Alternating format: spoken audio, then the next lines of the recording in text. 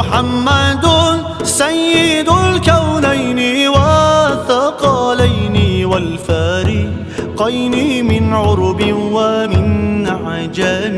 مولاي صل وسلم دائما أبدا على حبيبك خير الخلق كلهم.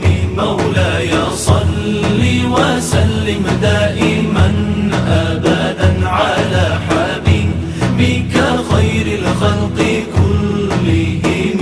هو الحبيب الذي ترجى شفاعته